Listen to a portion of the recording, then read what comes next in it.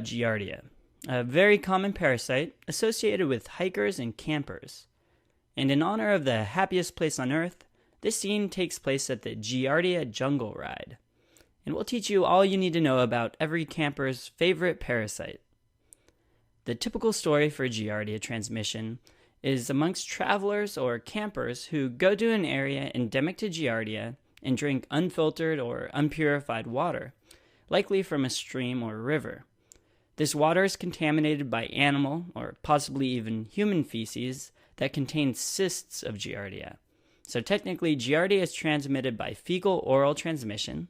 So let's add a poop floating in this river, causing the surrounding water to be poop-tinged.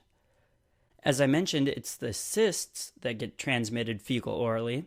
So to illustrate cysts, we'll use our recurring symbol of bubbles and have this stream bubbling right before this waterfall. As I just mentioned, the disease is often associated with camping and can infect people who don't purify their water before drinking it. So we'll give these people on the boat some backpacking backpacks to remind you of the association with campers and hikers.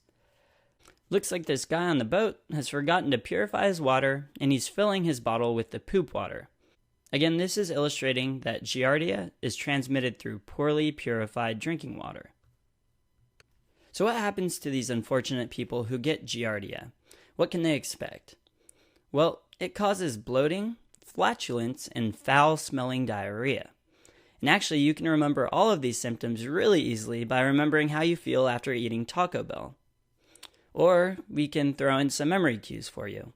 Like we can draw some campers holding their noses to remind you of foul-smelling diarrhea as opposed to the normal, beautiful-smelling diarrhea. An important buzzword that supports giardiasis is steatorrhea, which means fatty diarrhea. So to represent this, we'll draw a man sitting on a yellow stool. Yellow to remind you of fatty stool, and notice it's not red because it's not producing bloody stools. So the stools become fatty from fat malabsorption, and although the exact mechanism for fat malabsorption is unknown, it's proposed that Giardia stimulates excessive mucus production that impairs the absorptive capacity of the intestine. People with this infection who don't get treated can have significant weight loss and health problems from malabsorption. Do you remember what vitamin deficiencies might occur as a result of fat malabsorption? Right, that would be vitamins A, D, E, and K. Now, after you ingest this cyst form, it differentiates into the trophozoite form. They have a very distinctive look that you should be able to recognize. And here's one under scanning electron micrograph. Notice it's flagellated and has these ventral sucking discs that give it its really distinctive look. Now let's look back to the drawing at the side of the boat, to these indigenous looking shields that we're drawing. They have a very similar shape and are also flagellated, and you're likely to see a picture of Giardia that looks similar to these shields on your exams. So, if you remember these shields, you should be able to recognize it.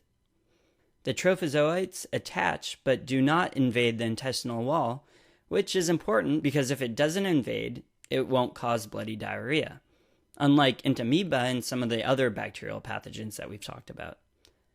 The trophozoites can be passed into the stool, which is why some of the shields have fallen off into the water.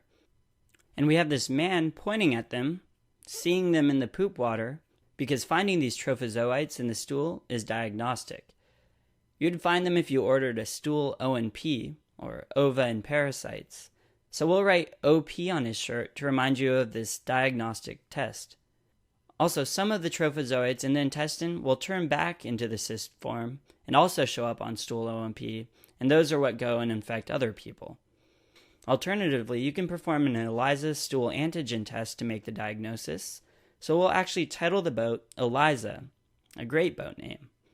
Interesting story, I came really close to naming my boat Eliza, but then realized I couldn't because I don't have a boat. Also, remember the boat is floating in the diarrhea water to remind you that the Eliza is looking for stool antigens. Do any of you out there know how we treat giardiasis? Well, the answer lies in Disneyland, if you've been. Guess what passes just behind the Jungle Cruise? A monorail, which happens to be our symbol for metronidazole. So we'll draw this monorail or metro here to remind you of metronidazole. Isn't it just amazing how these symbols work out? So this brings us to the end of our jungle ride. I hope you had a nice tour of the Giardia jungle. And remember to pack yourself plenty of clean water for your hikes, or they may turn into runs.